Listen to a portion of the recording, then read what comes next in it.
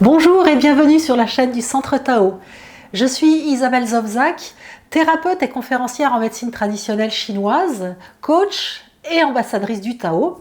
Et je vous invite à réveiller la fille du soleil qui vit dans votre cœur, que vous soyez homme ou femme. Cette fille du soleil représente la partie yin sacrée de vous-même, de l'entité yin-yang que vous êtes. Et cette partie yin sacrée correspond à l'intuition, à la transmission, au partage.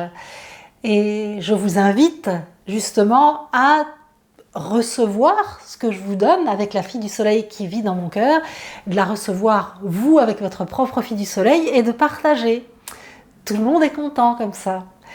Alors nous sommes dans la série sur la diétothérapie qui est vraiment la façon de manger la plus saine et la plus équilibrée pour pouvoir entretenir sa vitalité et bien sûr rallonger sa vie et apprendre à se nourrir avec des aliments tout en comprenant quels organes ils vont nourrir et comment on peut justement entretenir sa santé et soigner des maladies avec des aliments, c'est d'une richesse phénoménale. Je trouve que ça devrait être enseigné à l'école, mais comme ça ne l'est pas, eh bien voilà le pourquoi de ma chaîne. Partagez tout ça avec vous. Alors, dans les capsules précédentes, nous avons parlé des différentes saveurs des aliments et aujourd'hui, nous allons parler de la saveur piquante. Je rappelle qu'en médecine chinoise, cette notion de saveur n'est pas simplement le goût qu'un aliment nous met dans la bouche, mais c'est par rapport aux effets qu'il produit dans le corps.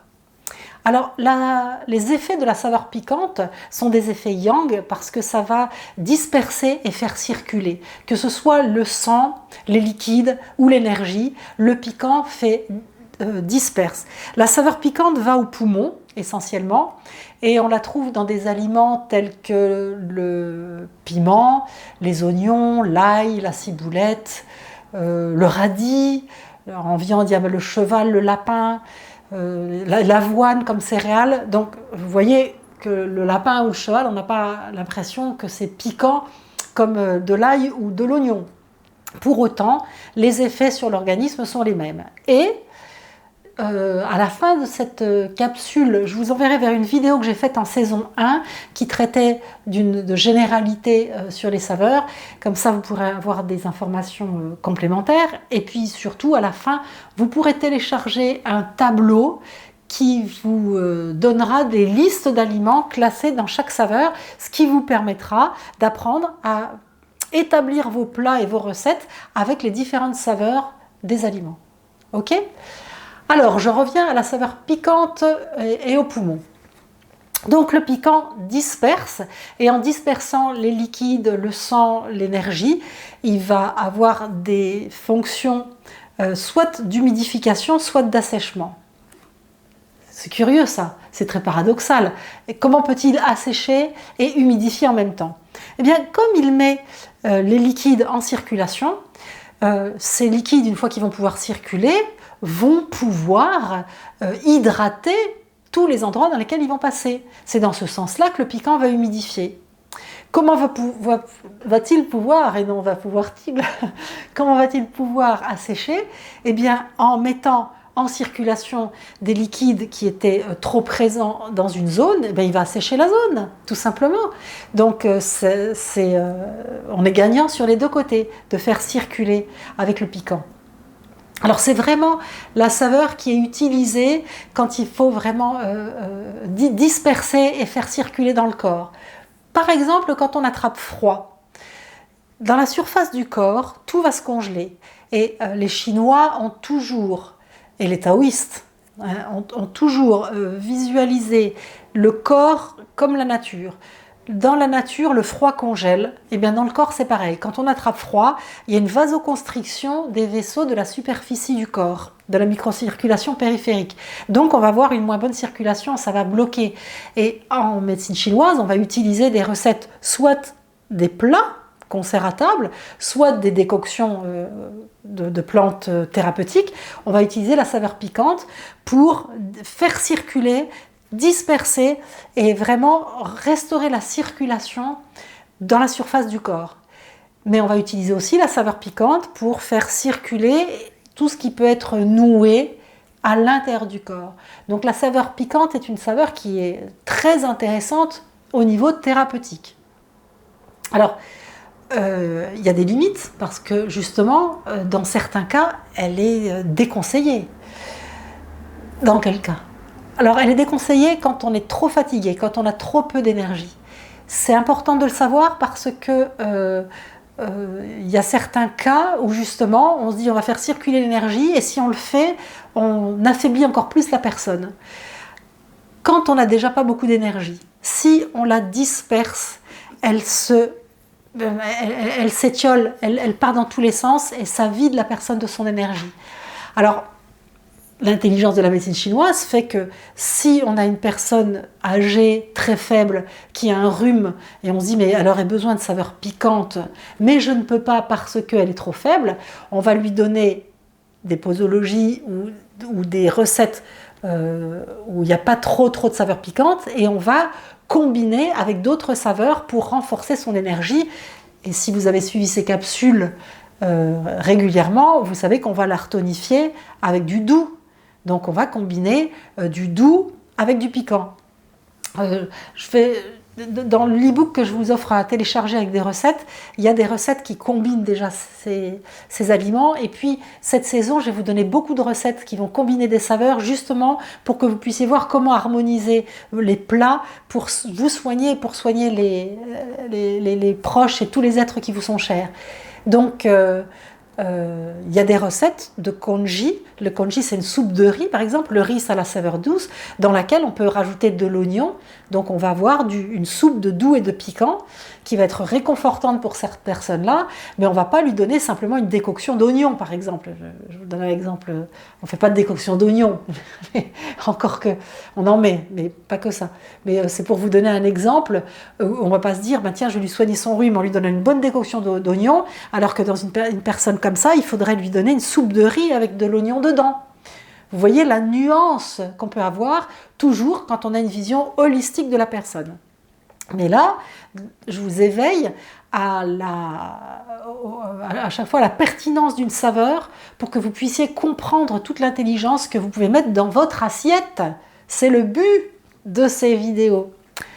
Alors, la saveur piquante, on l'évite quand il y a trop peu d'énergie.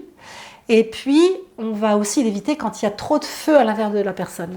Donc, le feu se reconnaît vite, hein, la personne est rouge, agitée, son pouls est rapide. Ça, c'est vraiment les signes évidents et communs à tous les feux qu'il peut y avoir, parce qu'il peut y avoir un feu dans le cœur, il peut y avoir un feu dans l'estomac, il peut y avoir un feu dans les reins. Voilà, mais là, quand il y a du feu, il y a de la rougeur, de l'agitation, un pouls rapide, une langue rouge. Ça peut vous aider. Alors, pourquoi on ne donne pas de saveur piquante à une personne qui a du feu interne? Eh bien, je vous envoie visualiser une forêt en feu. Qu'est-ce qui se passe quand il y a du vent? Le vent va emmener du feu partout, ça va prendre feu dans tous les sens. C'est pareil avec la saveur piquante qui disperse. Quand il y a trop de feu à l'intérieur d'une personne, on ne va pas lui donner de piquant parce que sinon c'est comme le vent qui va envoyer des petites brindilles et des braises dans tout le corps et on va mettre le feu partout dans toute la boutique. Donc, si vous êtes quelqu'un qui avait la langue rouge, le pouls rapide et qui est agité, évitez les aliments piquants. On va travailler avec quelle saveur si on a trop de feu? Je l'ai déjà dit dans une capsule précédente, tic-tac, tic-tac, tic-tac, avec de la mer, bravo. Alors, je vous disais que le piquant va au poumon, c'est le métal. Donc, est-ce que le piquant est bon pour le poumon? C'est la saveur qu'on utilise en priorité quand il y a des maladies du poumon, type rhume. Hein. Mais le piquant disperse et donc on va utiliser le piquant quand, par exemple, il y a trop de glaire et qu'il faut faire circuler l'énergie et les glaires à l'intérieur du poumon pour dégager le poumon. On va utiliser le piquant. Par contre, si on tousse, c'est une inversion de chi. Hein, le chi du poumon, c'est d'inspirer l'air et d'expirer, mais là tout, ça montre vraiment une inversion du chi du poumon. Et il va falloir faire redescendre ce chi. Et là aussi, pour faire redescendre le chi, on va utiliser la mer, parce que dans la capsule, je disais bien que la mer draine vers le bas.